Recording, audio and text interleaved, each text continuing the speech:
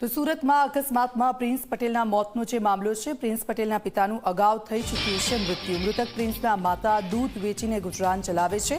એકના એક દીકરાના મોતથી માતા પણ નોંધારી બની ગઈ છે. સુરત ટ્રાફિક પોલીસના ડીસીપીએ લોકોને અપીલ કરી છે કે રીલ બનાવવાના ચક્કરમાં જીવને જોખમમાં ન મૂકો. ઘરેથી પરિજન નીકળે તો હેલ્મેટ જરૂરથી તેમને આપો.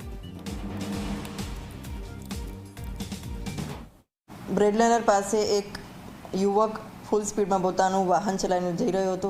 એની પાસે ટુ વ્હીલર હતું અને હેલ્મેટ પણ પહેરેલું નહોતું અને ઓવર સ્પીડિંગના કારણે ડિવાઈડર સાથે અથડાઈ અને એ પડી જતાં એનું સ્થળ પર મૃત્યુ નિપજેલું છે.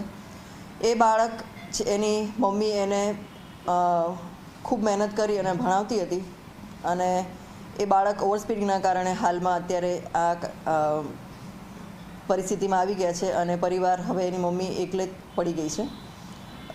અત્યારે લોકોને એવું જ કહેવાનું છે કે જે રીલ બનાવવાની ગેલછા છે, રોડ સ્પીડિંગ લોકો કરી રહ્યા છે, એ ખૂબ રિસ્કી છે, જોખમી છે અને એ બાબતમાં ન જવું જોઈએ.